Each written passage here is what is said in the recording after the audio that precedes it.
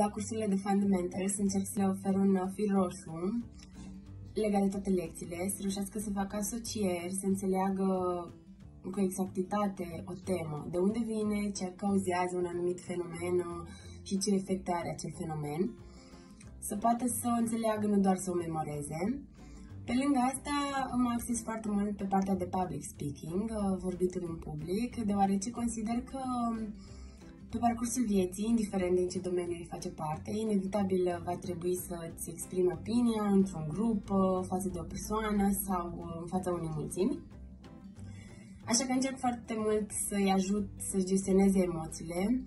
să nu se compare și să realizeze că o părere niciodată nu poate să fie greșită. Așadar, încerc